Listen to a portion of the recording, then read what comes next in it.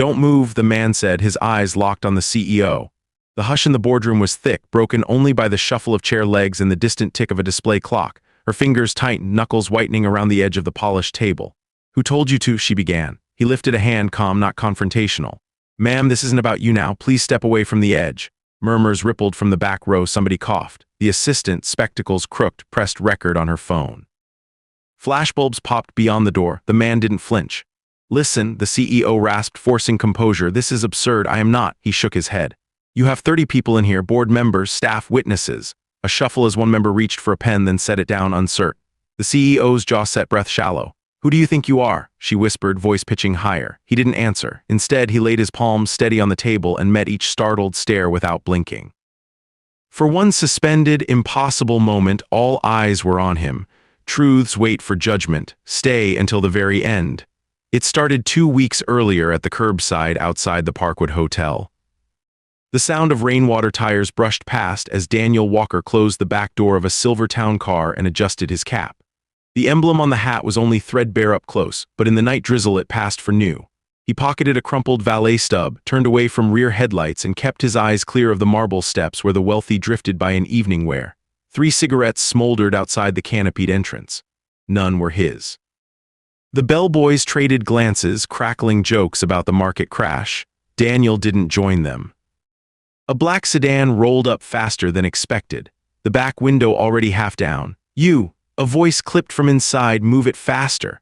On the far sidewalk, the line of umbrellas parted, and through them appeared Olivia Marston, partner at Calder Ridge, the city's most ruthless hedge fund. He knew her face before her name. She'd been at the hotel 3 times this week, every time escalating. Daniel opened the door, umbrella ready. The way she moved was precise, as if every step had been practiced for scrutiny. She didn't look at him. "Next time, keep the car running. I don't care what the desk says," she said, voice crisp as biting wire. "Understood, ma'am," Daniel replied, folding the stub in his fist. He handed her the umbrella. She ignored it, ducking her chin as drops struck her shoulders. She paused at the door, appraising him as if weighing flaws, not features. "Is this why we tip, for invisible work?" "Most things here are invisible," Daniel murmured, neutral as glass. She raised an eyebrow, not amused, more curious where insolence came from on minimum wage. Another car behind blared its horn. Daniel stepped away, signal for others to move. Rain spattered his cuffs, shoes 2 shades darker than proper. His thoughts flicked, 1,200 due for rent, letter stamped red in his left inside pocket. 11 days, he calculated, before a fee tripled. Marston gestured to an assistant, then addressed Daniel again, voice pitched for the bystanders. "Maybe management should remind the staff the client's schedule matters more than the weather." He watched her go in, took a slow breath, exhaled into silence. He pocketed the unneeded umbrella and stepped back into shadow as the line advanced inside.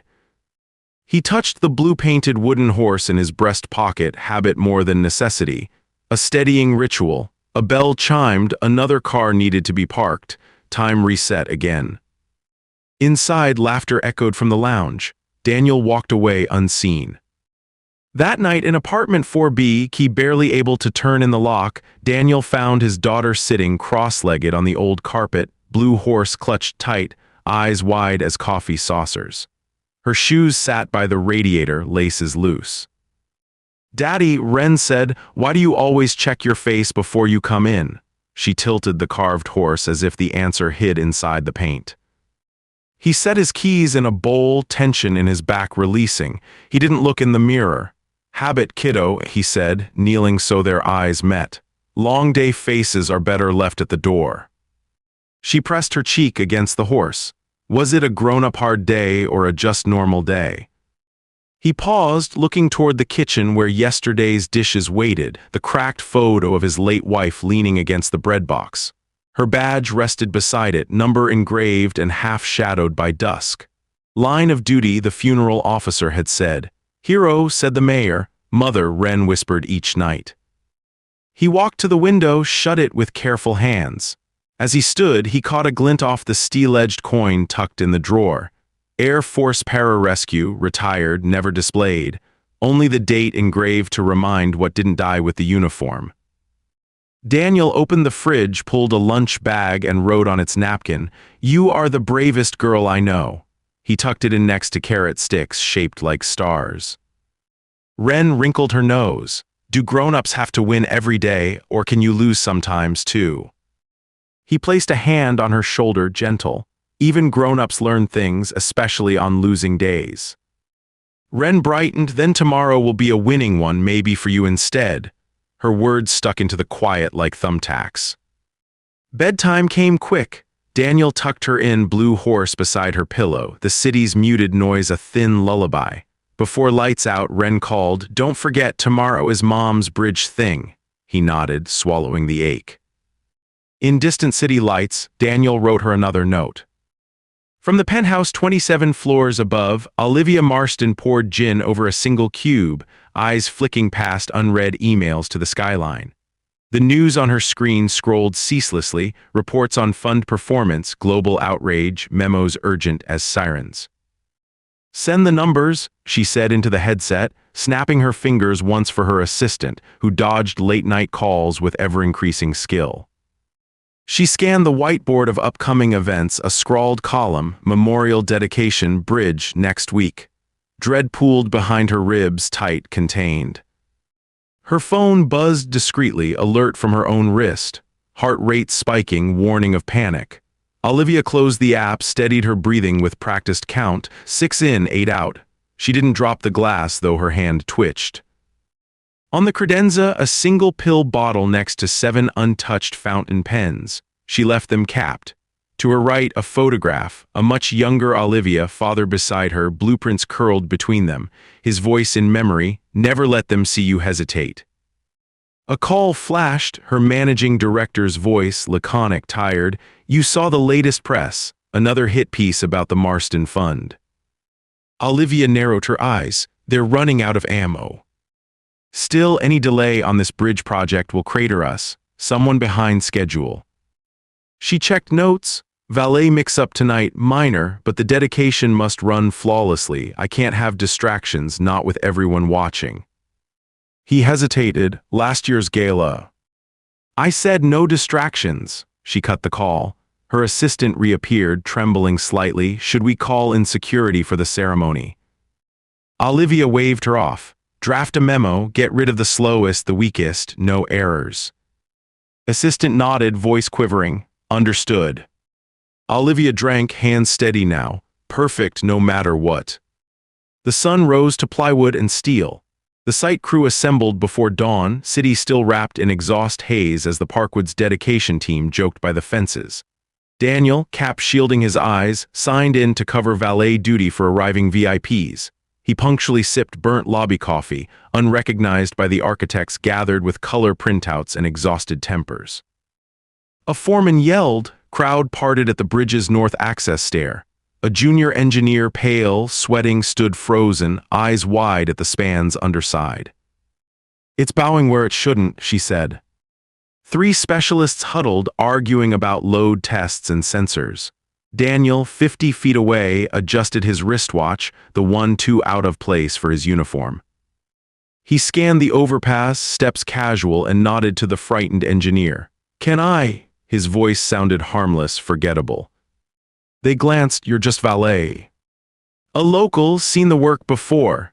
He crouched under the exposed beams, fingers trailing along the joint. The tension in the composite was wrong, the flex completely off by angle. He pointed. "It's not the support straps, it's the shear bolts there. Wrong spec. Secondary collapse risk." Silence. The lead engineer barked a laugh, then caught herself. "You say that like an expert." "Just old habits," Daniel answered, standing slow. He slightly favored his right leg. The foreman followed his gaze, checked the bolts, and blanched. Someone radioed for the site manager. The crowd swelled, consultants whispering. Olivia appeared, perfectly pressed, lips pursed beneath sunglasses. "What's the holdup?" she demanded. The foreman explained. Olivia's brow arched. "So now our schedule depends on valets." "Anyone could see that," she scoffed, turning away as if insulted. "Bring in a real structural auditor, get city approval." Daniel faded into the background, hands loose by his sides. The young engineer's eyes followed him, now tinged with an odd, nervous respect. As the day's chaos roared on, Daniel returned parking stubs to distracted patrons, his mind already counting fast-approaching deadlines. The blue horse was smooth beneath his fingers, spinning silently in his pocket. He had seen this before, 20 years ago. That evening, Margaret Lynn, the youngest safety inspector on the city payroll, lingered in her cramped cubicle. She'd watched that valet, no, not just a valet, solve the shear bolt issue before the licensed engineers even glanced. It gnawed at her, that prescience. Her desktop flickered with city HR records. She typed Daniel Walker, uncertain. No employment record but clean hotel logs, a shift transfer from another county, and a single sealed military service notation, unusual for civilian files. She scrolled further, found an old city document. Offer declined by Walker, position, emergency consultant, line crossed in red. Not enough, but strange. She sent a text to an acquaintance at the VA. Ever heard of D. Walker, Para? The reply came back 3 minutes later. Walker Daniel, retired PJ decorated, keeps to himself. At home, Wren tugged her blue horse's tail as she drew rainbows for her mother's bridge memorial. She paused, watching her father at the sink, hands submerged. "Daddy, can I ask a big kid question?" she piped. "Do you ever want someone else to fix the hard things?" Daniel stilled, a plate still underwater. "Most days, kiddo." She tapped her nose, wise beyond years. "But you always do it anyway, even if it makes you tired." He smiled faint, not quite meeting her eyes. The silence slipped between them. At the same hour, Margaret received the city's event schedule. Memorial, next Thursday. News sites buzzed about Olivia Marston's make-or-break dedication. Margaret scrawled deadlines on her whiteboard. There were 7 days to untangle the story behind this so-called valet before the city council signed off. The next morning, Daniel returned for his shift, only to find his name wiped from the parking schedule, replacement staffed, his badge nowhere on the hook. The assistant manager looked away, voice mousy, "Payroll cutbacks. Sorry, orders from upstairs." He exhaled, then smiled wry, 10 minutes before the shift, huh? Outside, a tow truck yanked his 10-year-old hatchback from the lot. On her office speaker, Olivia barked orders. "No contact. If anyone asks, Walker is not to be allowed on site." Her voice no nonsense. She turned to her assistant. "Remind HR to flag any further complications, complete clears only. I want his record gone by tomorrow." The assistant nodded, half in awe, half in fear. "He just fixed what your own team missed, should we?" "Do not mistake dumb luck for expertise," Olivia snapped, eyes icy, "and do not question my orders." The lobby's glass reflected Daniel's still face, hands unclenching on the marble as the sun rose. He checked his phone, battery cracked, screen spidered. Margaret messaged, "Saw what you did, you might want to stay out of sight for a bit." He typed back, thumb steady, "I'm not disappearing, are you at the bridge entrance?" A long pause then, "Waiting, we need help." He nodded, standing in the lobby as guests swept past in jewel-toned dresses. Wren, at school, found herself seated alone for lunch. The teacher said, "Your pick today, Wren, any seat." She glanced around, picked the farthest table. She hugged her blue horse, gaze steady on the playground as the other girls watched from a distance, whispers trailing. On the hotel's phone tree, Daniel dialed. The call was brief. "Margaret, it's Daniel. Yes, you can come now." He pressed end, phone low, face unreadable, body ready. He should not have made this her problem. The boardroom at Parkwood Plaza carried the sour scent of nervous energy and anticipation. The memorial dedication press conference, meant for glad handing and triumphant headlines, had instead filled with lawyers, engineers, city reps, and press, buzzing, glancing among themselves. Olivia Marston entered without breaking stride, suit immaculate, clipboard clasped white-knuckled. She scanned the seating arrangement, locked on Daniel standing near the back, not on any guest list. "You weren't invited," she said coldly, her voice carrying. "I don't need a seat," Daniel replied, soft but sure. The door banged open. Margaret Lynn appeared, carrying a folded newspaper. She crossed straight to the dais. "Before you begin," she announced, "the public should see this." She held up the front page. Daniel Walker, PARARESCUE veteran brought in to quietly fix city fault. SAVES lives as just the valet. Flashbulbs burst. The journalist zeroed in.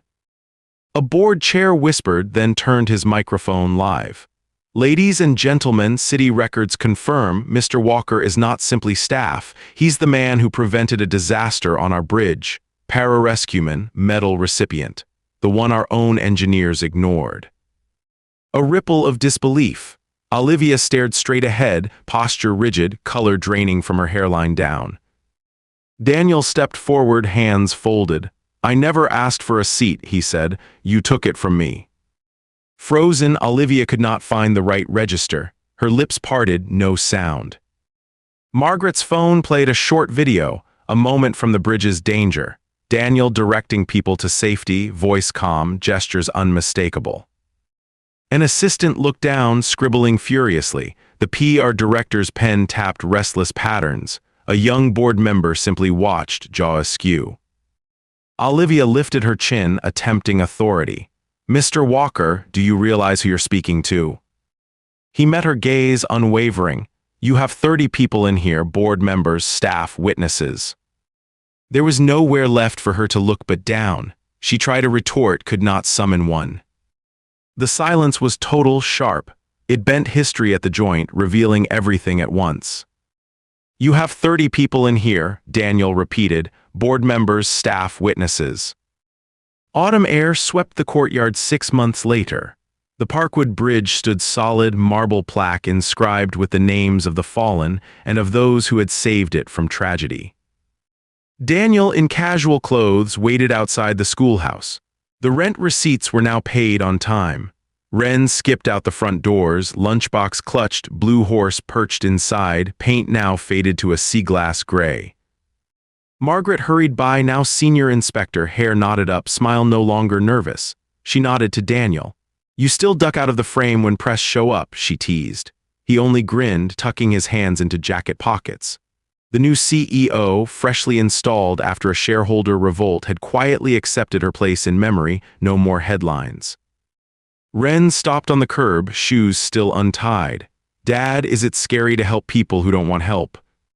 He kneeled, tying her laces, voice low. "Sometimes it is, but you do it anyway because the ones who shout the loudest aren't always the ones who need you most." She pressed the blue horse into his palm. "You can borrow courage today." He pocketed it, smiling for real this time. In the city's hum, some men return quietly to their ordinary uniforms. Their names fade, but the memory of what almost failed and who stepped forward remains even after the applause is done. It's the silent work beneath a city's stories that holds the whole span together. That afternoon, a faint wind rushed off the river, tugging at Daniel's jacket as he and Wren walked home through crowds thinned by the cooling season.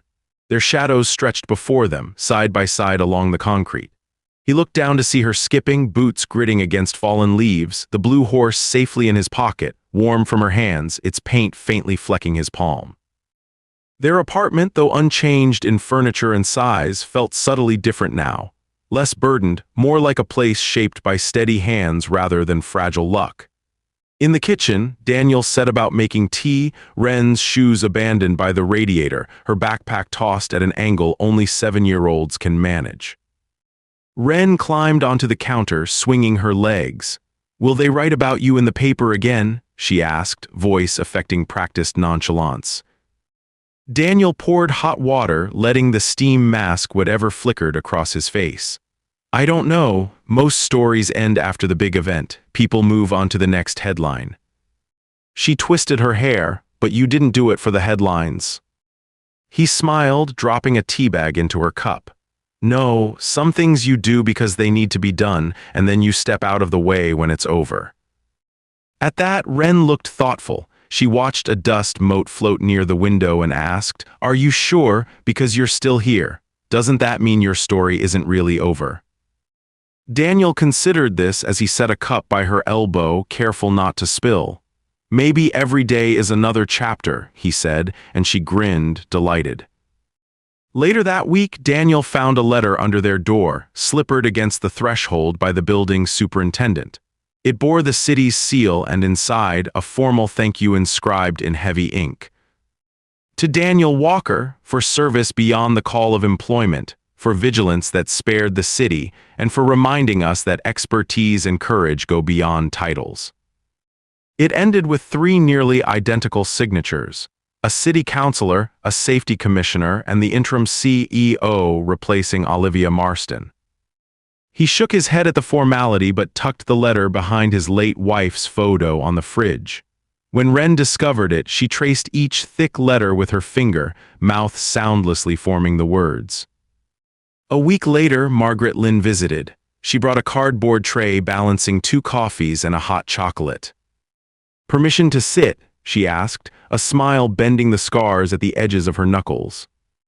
Daniel gestured to the threadbare sofa, doors always open. She took in the apartment, its mishmash of comfort and necessity. Wren offered her half a drawing and a seat on the rug. Margaret addressed Daniel candidly. "City S starting a community review board for public works. They need people who see things others don't, neutral eyes, steady hands. You ever consider coming back, full-time this time?" Daniel shook his head gently but firmly. "Not for now, being present here is," he nodded at Wren, "the most important project for me." There was a comfortable silence. Margaret finally nodded, understanding, her smile real. "If you ever change your mind, we'll hold a seat open." Wren piped up, "Does the seat spin?" Margaret's laugh echoed off the walls, warming the room. At Parkwood Hotel, change spread in uneven waves. Gone was the tense scramble for optics. Staff began arriving early for their shifts, and the new HR lead posted a memo. "All voices respected, all hands matter." It was the first time Daniel had seen such words there, even if he was now only a guest visitor, his days of parking luxury sedans behind him. Olivia Marston's replacement, Eric Law, took over with a reputation for quiet accountability. In a rare public statement delivered at the rededication, he said, "This city stands on invisible work, unseen, unsung. We vow to honor it going forward." His gaze flickered to Daniel at the edge of the crowd. After, Eric found him among the overflow of press and dignitaries, offering a handshake weighted with respect. "You've set a different kind of precedent here. If you want to advise, even on the side, we'd value it." Daniel met his handshake. "Let's hope you won't need it. This time, do it right the first time." Eric took the correction with a wry look. "We will try." Margaret sidled up afterward, a badge with new gold trim clipped to her blazer. "What do you think? Think they'll keep their word?" He shrugged. "Time will tell. It's not about one person. It's about what you all do every ordinary day when no one's watching." She smiled, tucking a hair behind her ear. "Not every day can be ordinary, you know. That's why you prepare for the ones that are." On the anniversary of the bridge's near catastrophe, the city hosted a small gathering. The air carried a snap of late autumn. Wren, wearing a home-sewn ribbon, held Daniel's hand tightly as they approached the plaza. A wreath was laid, speeches were short, heartfelt. Margaret read names aloud from the brass plaque, including those who worked unseen. Olivia Marston's name was missing. Her fall from grace had been private. She resided now on the other side of the city, her fortunes much reduced. As the crowd dispersed, a woman in a gray coat intercepted Daniel near the refreshments. She moved with a manner at once familiar and strange, not intimidating, but deliberate. "Mr. Walker," she began. "Yes." She held out a business card, State Disaster Management, Consultant Division. "We keep a list of reliable people. I read the reports. If you're ever interested in work with a bigger ripple, let us know." He pocketed the card, non-committal but respectful. "Thank you, not today." She smiled as if expecting that, maybe tomorrow. Routine slowly took root again for Daniel and Wren, their world now quietly altered. At the school's winter festival, Wren carried Courage, her faded blue horse, in her coat pocket as she stood in line for face painting. She detailed almost no one about her father's part in the city's near miss, but word got around nonetheless. Some children looked at him with the awe reserved for television heroes. Most just saw him as Wren's dad, the big man who tied knots in shoelaces and drew horses in the margins of lunch notes. Daniel volunteered for the cakewalk and field day, learning the remarkable power of anonymity, how simple presence could mend a community. He watched over children on the playground, helped teachers with broken desks, and listened when others complained about scraped knees or seemingly insurmountable homework. At home, he built a new bookshelf from cast-off pine, watching as Wren arranged her stories alphabetically. Then, as a finishing touch, nestled the little blue horse right on top. He found comfort in the shape of their days. The story hours, the quiet reflection at dusk, the growing pile of drawings Wren gifted to the fridge. His own nightmares still visited sometimes, especially on thunderous nights, but their grip loosened, diluted by the ordinary magic of small voices and the determined resilience of the early morning. One Friday, Daniel received a letter with a familiar hand. "Dear Dad, you know how you always say you're just a normal person? I don't think that's true. I think maybe you're the kind of person who builds bridges, the kind that doesn't always show on the map. Love, Wren." He read it twice, smiling at her misspelled bridge and her picture of them hand in hand, the blue horse floating between. Outside the city, Olivia Marston walked alone across a smaller bridge, one that spanned a canal near the old warehouse district. Her fall had been sudden, her reputation battered by headlines and the unrelenting churn of the financial world. Gone were the private cars and penthouse view. She moved with a diminished entourage, dressed now in muted colors, seeking out solitude. A neighbor's dog barked at her as she walked by. She ignored it, focusing instead on the rippling water and the memory of her father's words, "Never let them see you hesitate." But she realized, crushingly late, that true authority never came from never hesitating. It came from knowing when to accept help and when to give credit where it was due. She saw, from a distance, the new brass plaque at Parkwood Bridge, just legible, her absence among listed names more permanent than any headline.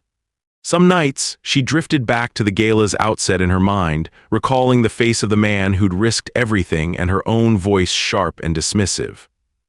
Months unraveled into the hopeful promise of spring. The city leaned into routine, but the bones of it, stronger now, carried a new sense of diligence.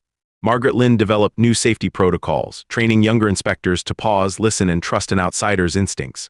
Her meetings, once brief and nerve-wracked, evolved into thoughtful discussions. She brought in engineers and workers from every background, even if their shifts and titles seemed marginal on paper. Daniel saw this when he walked past the work sites, foremen listening to janitors, managers considering a porter's suggestion before dismissing it. The attitude shifted. People noticed. Wren thrived more at ease, her small circle growing. On the last day of school, she gripped Daniel's hand. "I want to help too. Next year, I'm going to run for student helper." He grinned. "Sounds like the start of something big." "Not too big," she insisted. "Big enough for now." Sometime in late June, Daniel found himself at the Riverside Market. A woman's voice, deliberate, clipped, called out from behind a stall. "Mr. Walker, thought you vanished into myth." He turned, surprised to see the engineer from the bridge, the one who'd first noticed the bowing but had been too frightened to step forward. She wore jeans and a ball cap, an easy confidence about her now. She offered a bag of apples. "I told my new boss what I learned. Speaking up early is the only chance you get, so thank you for not letting them ignore us."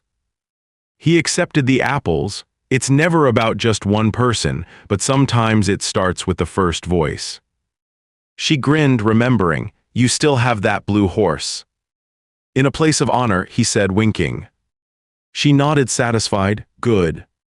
Daniel kept the blue horse with him for a long time, moving it only once on a day of particular challenge. A neighbor's son had gone missing at dusk, prompting half a dozen on the block to organize a search. Daniel drew quiet courage from the tactile press of painted wood in his palm as he led the effort. He found the boy, frightened but unhurt, wedged beneath the school's front steps, a baseball glove stuck beside him. Later, the boy's mother, Teary, hugging her son hard enough to make him wince, pressed her gratitude on Daniel, who shook his head. "Just everyone looking out for each other," he demurred. But that night, as he tucked Wren in, she drew him close. "Was it scary finding him?" He nodded, honest, "A little." "But you went anyway." "Anyway," he agreed. She pressed courage back into his hand and said, "That's what it means, right?" He kissed her hair. "That's exactly what it means." The years moved on. Daniel kept work mostly unremarkable: maintenance shifts, fixed sinks, school chaperone shifts caught kids sneaking snacks, and sometimes an anonymous tip to the city hotline would forestall a half-finished repair or a missing firefighter's gear. Margaret sent him city updates every quarter, always adding a postscript. "Still holding a seat for you, just in case." One winter, a letter came addressed to Wren, an invitation to an art contest for children who'd inspired courage in their families. She entered reluctantly, and her picture of two hands reaching for each other beneath a bridge won first prize. In her acceptance, she said, voice strong, "Sometimes you have to fix things you didn't break. Sometimes it's enough to show up." No one applauded harder than Daniel. Behind the applause, he realized something that settled deep in his chest. The names on the plaques and the stories in the papers only briefly illuminated a truth that lasted, humming and persistent in the quiet moments after. The ones with friends at kitchen tables, children running across playgrounds, or strangers sharing a nod on the street. At the next bridge inspection, Margaret greeted Daniel with a hard hat and an extra vest. "Just for old time's sake," she teased.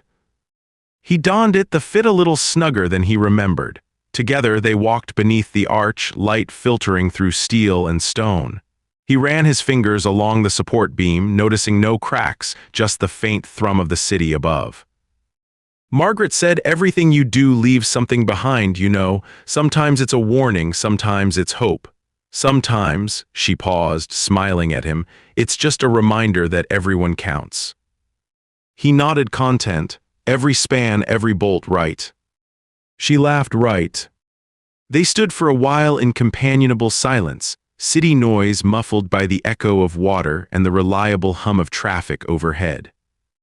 When he returned home, Wren was waiting on the stoop, arms open, blue horse in one hand. "Did you check under the bridge again?" she asked. He crouched beside her, "Always." She smiled, looping the horse's string around his finger. "Then nothing can fall." He believed her. And for the first time in a long, tested life, Daniel Walker believed that some bridges, those between people, quiet and unseen, hold strongest when the world finally learns to look.